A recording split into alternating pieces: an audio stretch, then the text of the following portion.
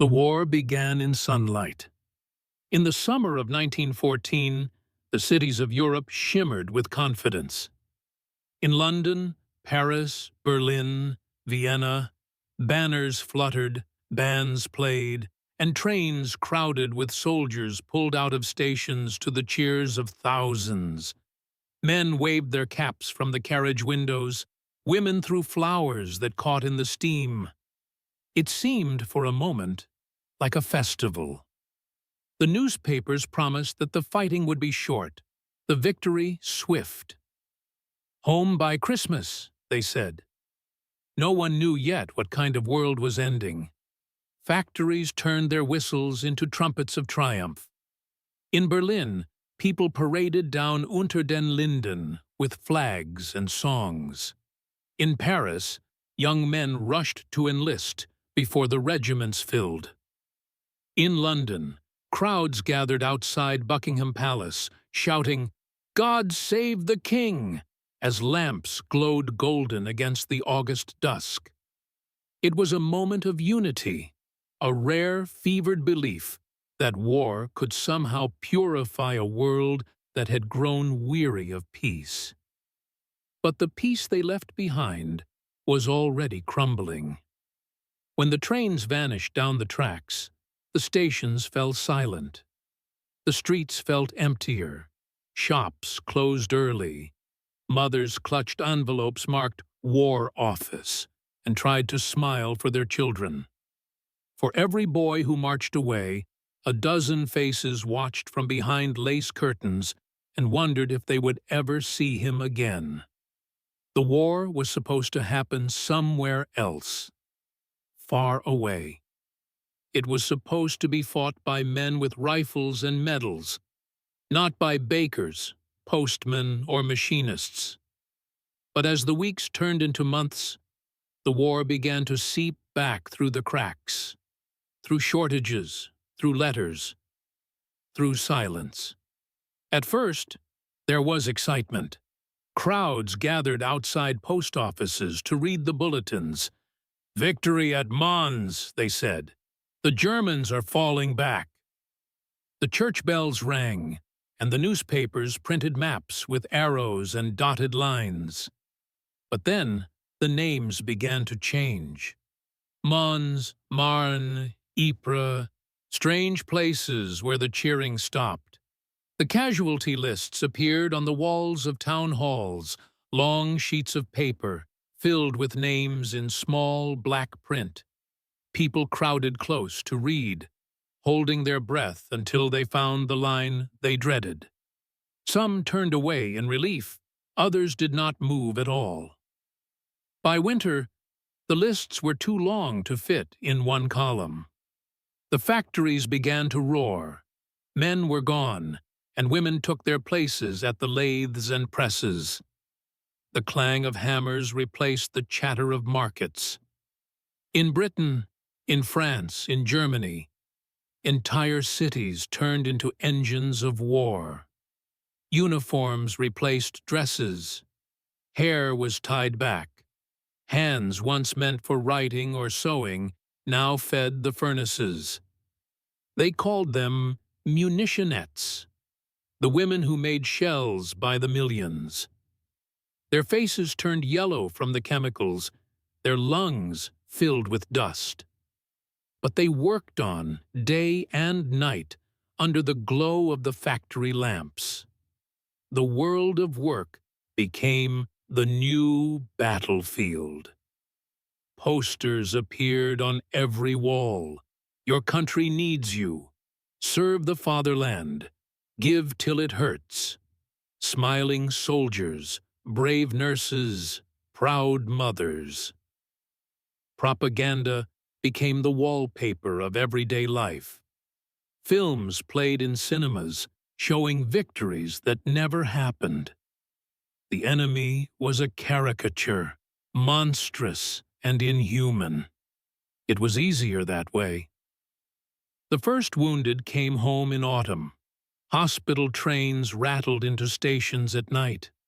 Curtains were drawn so no one would see, but people gathered anyway, whispering, Men with bandaged eyes, missing arms, shattered faces, carried from the carriages on stretchers, the smell of antiseptic and mud following them. They were the first to bring the trenches home. By the winter of 1914, rationing began. Bread grew expensive, meat scarce. Coal shipments slowed. In the countryside, farmers sent their sons to the front and their horses with them. The fields stood half-plowed, waiting.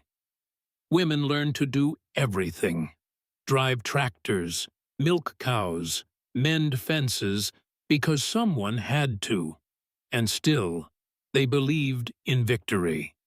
They had to. The churches stayed full. Candles burned under the names of the missing.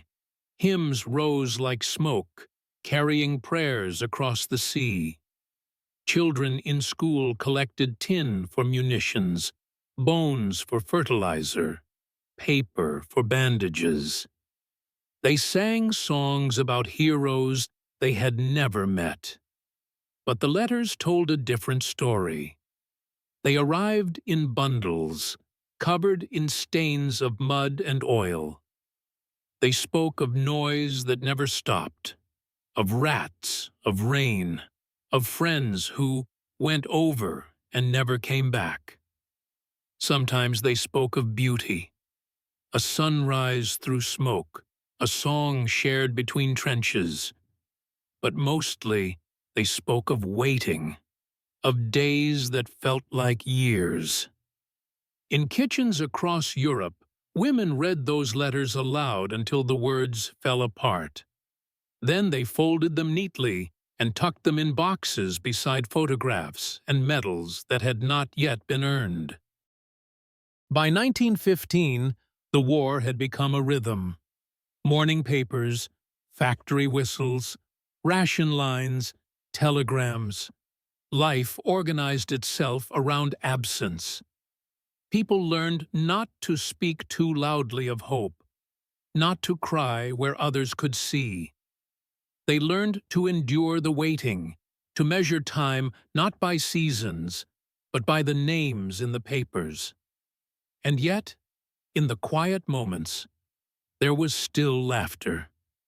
Children played in bomb shelters as if they were forts. Couples married in uniform. Music drifted from gramophones, scratchy and sweet. Even in war, people found ways to keep living. But the world that had marched off in 1914 with flags and brass bands was gone. Something harder, colder, and more patient had taken its place. The war that was supposed to stay on the front had come home, into every kitchen, every school, every silence. And it would not leave again. By 1915, the sound of war no longer came only from the distant front. It echoed through the cities, in the grind of machinery, in the hiss of steam, in the shrill whistles that marked each shift. The factories had become the new front lines, and the soldiers now wore aprons instead of helmets. Men were gone, and women filled the empty spaces they left behind. They came by the thousands, teachers, shopkeepers, servants, walking to work through dawn fog, their hair tied up under scarves, their hands already roughened by the tools of war. They built the shells that shattered Ypres, the rifles that filled the trenches, the uniforms that wrapped the dead. The papers called them munitionettes, but the soldiers called them the girls who fought with fire. Inside the factories, it was always hot, always loud. The air smelled of oil and acid. Sparks rained from forges, and the walls trembled with the thud of presses. Each woman became a small part of the war's great machinery, fitting fuses, tightening bolts, stamping numbers that would later be recorded in casualty reports. They worked 12 hours a day, sometimes longer, under posters that said, "Do it for the boys at the front." Many sang as they worked. It was the only way to drown the noise. At night, when they washed their hands, the yellow stains of TNT powder would not come off.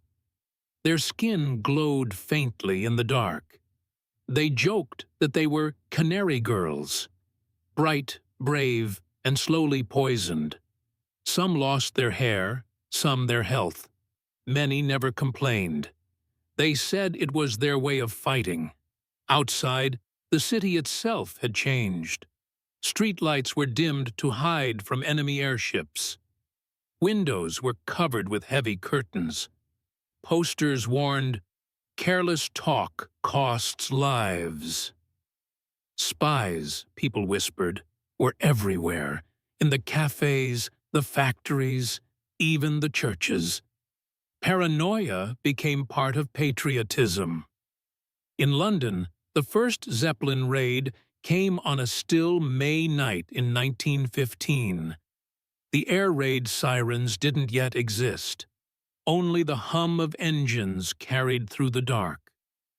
People looked up and saw the shape of something enormous sliding across the moon. Then the bombs fell, slow, heavy thuds that shook the glass from windows and left streets burning. For the first time, civilians were part of the war. Children woke screaming. Firemen and soldiers dug through the rubble for survivors. By morning, people swept the glass from their doorsteps and went to work as if nothing had happened. It became a new kind of courage. The courage to continue. The newspapers turned endurance into propaganda. "London can take it," they declared. In Berlin, it was the same. "We stand firm." Civilians became both targets and symbols, their suffering used to keep others fighting. Every bombing, every shortage, every funeral was wrapped in the language of duty. Rationing grew tighter. Butter disappeared first, then sugar, then meat. Families learned to stretch what little they had. Women queued for hours in the cold, holding ration books that smelled of damp paper and ink. In Germany, bread was mixed with sawdust. In Britain, tea leaves were reused until the water barely changed color. Hunger became the quiet companion of war. In the markets, rumors traveled faster than goods. "They say there's food in the next district," someone would whisper. People would rush there, only to find empty shelves. The shopkeepers could only shrug. Ships were sunk at sea. Crops failed, and every government blamed the enemy. Children grew up in the shadow of scarcity. They learned to sew, to tend gardens, to listen for air raid sirens. They played games with wooden guns and called themselves soldiers. In schools, they recited poems about honor and sacrifice. They did not yet know what those words truly meant. The posters kept coming, brighter, bolder, more urgent. Women pointing, "He's doing his duty, are you?" Men smiling under slogans, "Join up before it's too late." Even colors seemed to belong to the war now. The red of uniforms, the white of hospital bandages, the blue-gray of smoke. Propaganda became a kind of wallpaper, impossible to escape. Films in cinemas showed smiling soldiers marching to victory. In Britain, Charlie Chaplin made people laugh while urging them to buy war bonds. In Germany, newsreels played endless reels of enemy retreat, no matter what the truth was. Reality had been drafted into service. Behind closed doors, the cost grew heavier. Telegrams arrived, wrapped in brown envelopes. Mothers opened them slowly, as if that could delay what they contained. The words were always the same. "We regret to inform you." Afterward, the curtains stayed drawn for weeks. Hospitals overflowed. Rows of beds filled the churches and schools. The nurses became silent soldiers, their hands cracked from disinfectant, their eyes hollow from sleeplessness. Some carried photographs of patients who had died, unable to forget their faces. In small villages, where everyone knew everyone else, the toll was unbearable. The postman became the most feared man in town. People watched him from behind curtains, praying he would pass their door. When he didn't, they went out and hugged him, whispering thanks that made him cry. And yet, through it all, life continued. Weddings were held between leave periods. Babies were born and named after fathers who never saw them. Theater companies performed for troops and factory workers alike, their laughter echoing through bomb-scarred streets. The home front had become its own kind of battlefield, one without medals or parades. Here, victory meant surviving another day. The weapon was patience. The uniform was endurance. By 1916, the war had devoured 2 years and showed no sign of ending. Everyone had lost someone. Everyone knew someone who would never come back. But still, every morning, the factory whistles blew, and people walked through the fog toward the gates, carrying their lunch tins and their hope, because that was what they could give. And in every nation, Britain, France, Germany, Russia, people whispered the same promise: when it's over, we'll never forget. They did not yet know how long remembering would take. By 1916, the war had learned how to stay. It sat in kitchens and factories like a fifth chair at every table. People began to measure time not by months or seasons, but by offensives and casualty lists. The Somme, Verdun, Brusilov, new words that felt like weather fronts rolling in. Hope adjusted itself to smaller sizes. A letter that arrived intact, a loaf that didn't crumble, coal enough to keep the bedroom above freezing. Hunger became a ritual. Lines formed before dawn outside bakeries, a hush of breath and scarves and boots scuffing frost from the cobbles. Children counted sugar coupons like treasure. Mothers learned a dozen ways to stretch a turnip. In Germany, the blockade tightened its fist. Ersatz foods multiplied: coffee from acorns, bread from potatoes and sawdust, jam without fruit. In Britain, the shelves thinned too.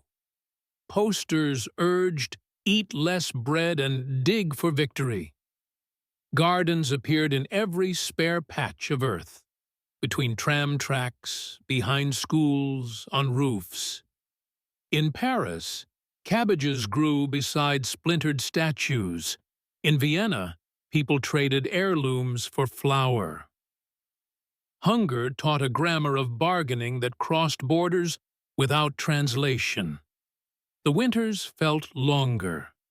Coal was scarce, and cold seeped through brick and bone. Families huddled in one room, the rest of the house shuddered like a shipwreck. Frost crawled along the inside of windows. Breath made small clouds at the dinner table. In the evenings, when the city dimmed its lamps against Zeppelins and later Gotha bombers, the dark pressed close. Sirens rose and fell. People learned to move in a second, lift the baby, fold the blanket, take the tin box of papers, and hurry to cellars that smelled of earth and fear. Some brought gramophones and played records softly under the street. The music sounded like a voice lost in snow. Grief had its own timetables. The brown envelopes, the telegrams, the knock, black crepe on the door, black sleeves at the market, black hats in a row on a Sunday. In small towns, the dead walked in more than memory. They were gaps on cricket greens, empty stools in pubs, missing harmony in the choir. Names joined plaques on church walls until the stone seemed too thin to hold them. In cities, funerals moved like quiet weather, the hearse wheels whispering over wet streets. People learned the etiquette of absence, when to ask, when to say nothing, when to send a pie because words would not do.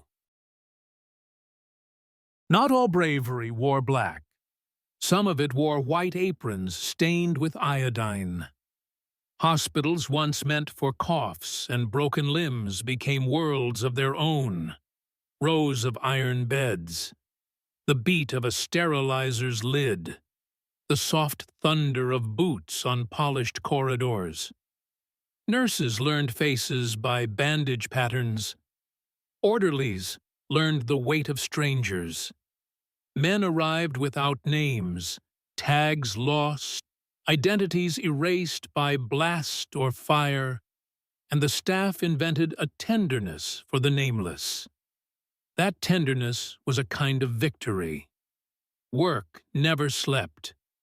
In the munitions plants, the presses hammered like weather. Women's hands moved faster than thought.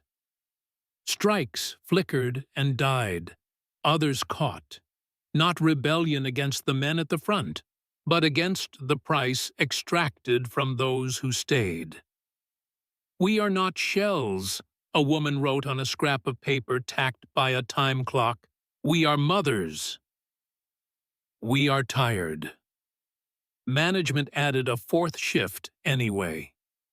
The war ate hours the way it ate iron. Some mornings brought rumors that felt like warmth, the enemy weakening, fresh allies arriving, new machines that would end stalemate. Posters promised wings and miracles. But most of the war still came home by letter. The handwriting itself could make a day.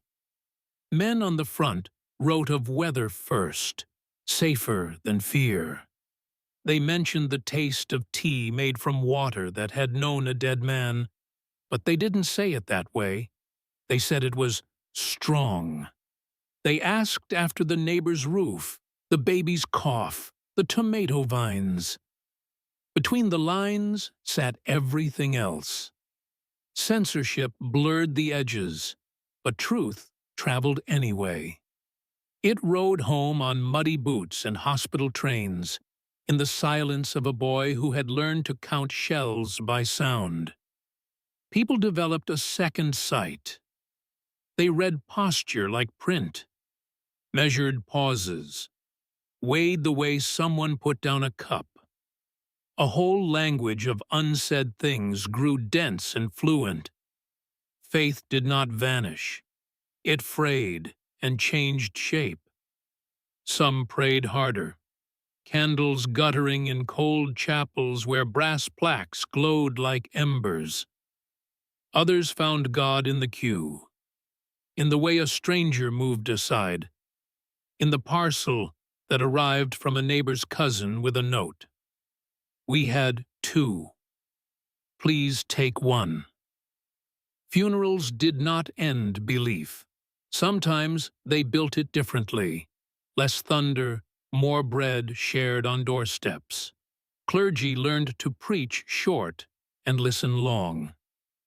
The war reached the countryside with a quieter tread. Fields missed horses sent to the front. Tractors coughed in their place, driven by girls with hair tucked under caps. Hedges grew ragged. Larks still rose over plowed earth. And people stood a moment to watch them. A habit that felt like disobedience and medicine at once. Farmers measured loss by fences unrepaired, and sons not at table. The postman's bicycle ticked along lanes where every gate knew his number by heart. Children grew tall inside the war. They learned to mend, to save string, to map constellations from shelter steps. Some kept notebooks of aircraft silhouettes. Others drew ships and stamped them unsinkable with absolute child faith. At school they practiced drills, desks under windows, then single file to the cellar, before reciting dates and kings, as if history had always been a siren with lessons attached. Their games turned serious without losing their shine. A wooden rifle could still be a horse in the afternoon. Music traveled where ration cards could not. Soldiers on leave carried songs back and forth like contraband. A tune heard in Flanders turning up on a street corner in Leeds. A refrain hummed in Lille appearing in a Viennese courtyard. Gramophones spun out waltzes over cellars and lullabies over factory yards at midnight break.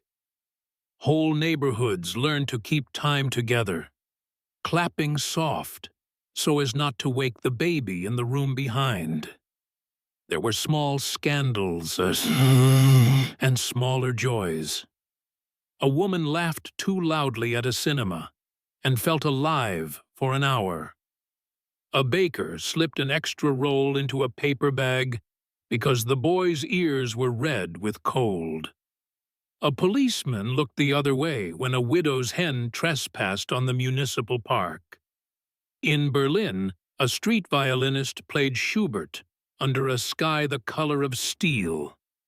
In Manchester, a girl painted her lips with beet juice and pretended the mirror belonged to peace. These were not victories, they were proofs. Politics sharpened. In Petrograd, hunger tipped the balance. A bread queue became a march became a revolution. News arrived in fragments. Rumors folded into newspapers, names whispered in pubs, maps traced with fingers on cafe tables. Some cheered. Others felt a terror without a name, as if a floorboard had given way somewhere far beneath their feet. Everywhere, people argued in the careful tones of those who must see each other again tomorrow in the bread line. By 1917, endurance had a shadow.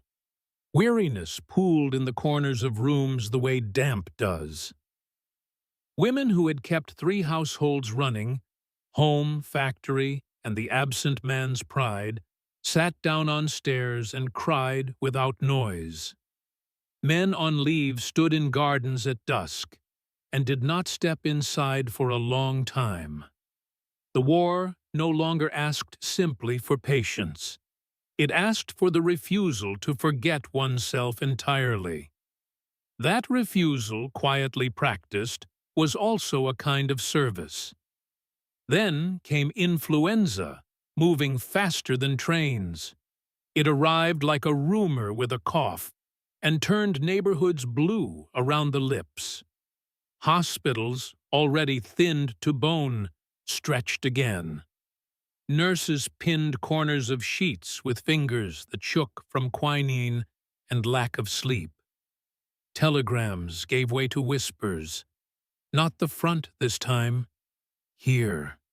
Mourning multiplied and overlapped until black seemed less a color than an atmosphere. Even so, people left jars of broth on doorsteps and knocked once before hurrying away. And still letters came, and still gardens grew, and still the factory whistles called at dawn, and people answered because answering kept the world from coming apart. They had learned by now that victory, if such a thing could exist, would look like a threshold crossed without triumph, a lamp lit again and kept lit. They did not know the date the war would end. They knew the weight of a loaf, the sound of a siren, the feel of a hand found in the dark. They knew the price of bread and the price of silence. They knew, better than anyone at any front, that the war had made a home of them, and that one day, somehow, they would have to make a home of peace. The end did not arrive like a trumpet blast. It came as a rumor, small and fragile, passed from mouth to mouth on a gray November morning. "The war is over," someone said, and then again, louder, "The war is over." People hesitated, afraid to believe. They had heard it before, but this time the church bells began to ring, one after another, across every city and village until the sound was too vast to doubt. It was November 11th, 1918. At the 11th hour, the guns went silent. For a moment, no one knew what to do with the quiet. It felt unnatural, like the air had been emptied of something essential.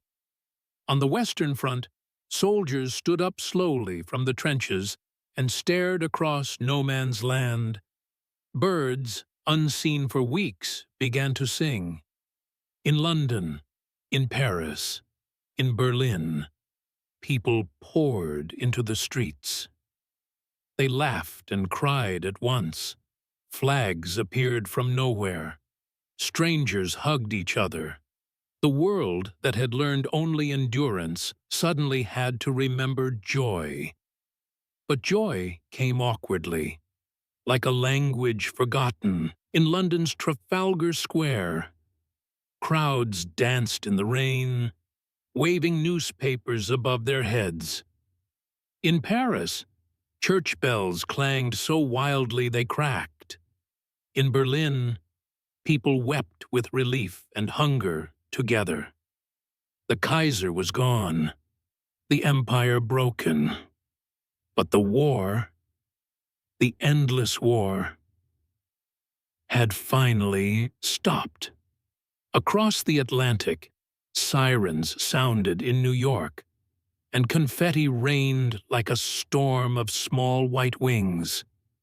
And then, as the first night of peace fell, the world realized how quiet it was.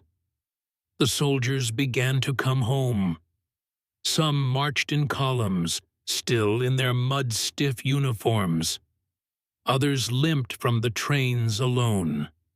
There were parades, bands, flags, and the faces of those who had been waiting, searching each group for the one they loved.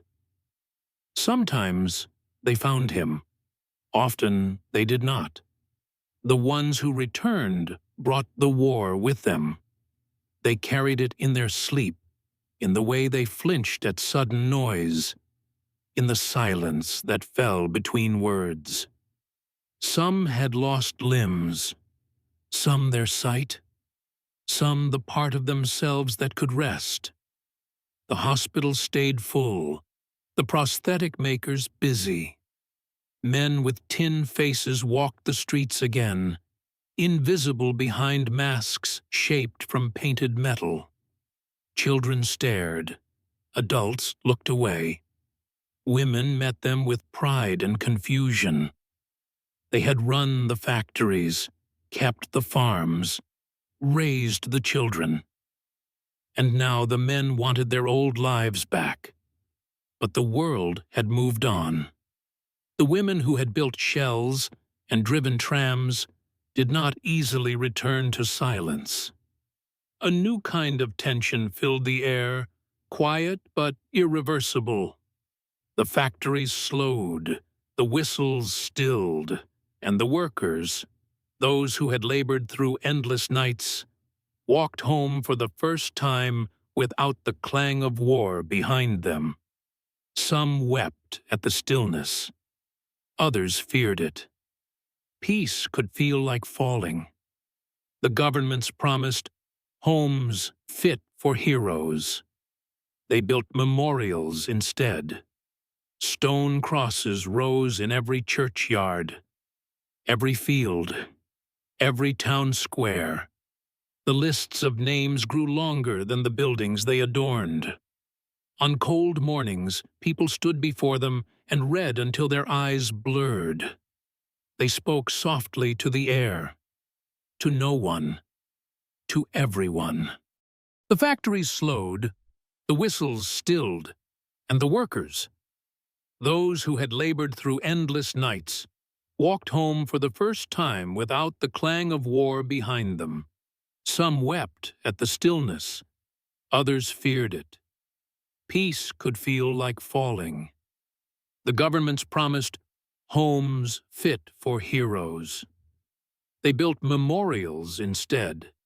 Stone crosses rose in every churchyard, every field, every town square.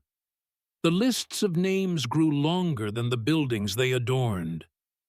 On cold mornings, people stood before them and read until their eyes blurred. They spoke softly to the air, to no one, to everyone. In the cities, the victory parades rolled past. Brass bands, banners, marching feet. But many stood aside and watched in silence. For every flag waving, there was an empty sleeve. For every cheer, a widow's quiet breath. The newspapers spoke of triumph. The people spoke of loss. The world was new, but it was not healed. Across Europe, borders shifted like sand. Empires dissolved. The Habsburgs, the Ottomans, the Romanovs, leaving behind a mosaic of fragile nations. Refugees walked along the roads in endless columns, pulling carts, carrying children, searching for homes that no longer existed. Hunger lingered like a shadow.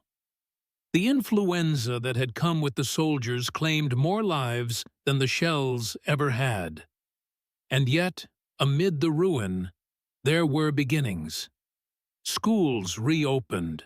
Bells rang for weddings. Fields were plowed again, where trenches had been. The first spring after the Armistice came bright and green, almost too green, people said, as if the earth itself wanted to forget. Poppies bloomed in strange places, red as the flags of nations yet unborn. The war had changed everything, and everyone. The old hierarchies had cracked. Women had found new voices. Workers demanded fair pay. Soldiers spoke of never again. But peace brought confusion, too. The habits of waiting, of scarcity, of fear, they clung like damp clothes. At night, mothers still woke at the sound of footsteps that weren't there. Children played at trenches in the garden. People laughed more softly now, as if afraid to startle the silence. The memorials multiplied. Marble, granite, bronze, names carved deeper than anyone's memory could hold. At 11 o'clock each November, the world stopped again for 2 minutes, remembering what it had survived and what it had lost. In those moments, even the cities seemed to hold their breath. The men who wrote letters from the front now wrote none at all. The women who had waited now kept their hair pinned in quiet dignity. The factories turned from shells to ships, from guns to plows. But the sound of hammering still felt like a heartbeat. A generation had grown up inside the war, And now they stepped out into a future no one had prepared them for. They carried both the pride of survival and the burden of memory. They would write books, paint pictures, build monuments, and raise children who would ask, years later, what was it like? And they would answer, it was everything. It was the world, breaking and beginning again. The home front had fought its own long campaign, not with weapons, but with endurance. It had fed the armies, buried the dead, raised the young, and held the line of civilization when the front collapsed. It had proven that courage was not only a thing of trenches and medals, but also of breadlines and telegrams, of silence and survival. In time, peace became ordinary again. Street lights shone without fear. Bread returned to shelves. Laughter filled the cinemas. The scars faded into the everyday rhythm of life. Never gone, just woven in. But if you walked through those cities in the years that followed, you could still feel it. The echo of factory whistles, the hush of queues, the ghost of a zeppelin in a pale sky. You could still sense that the war had not so much ended as gone underground, buried in the hearts of those who had lived it. The soldiers had gone to fight for nations. The people at home had fought to keep the world alive. And when the guns fell silent, it was they, the forgotten armies of mothers, workers, children, and lovers, who rebuilt it. The war had come home, and home, somehow, had survived.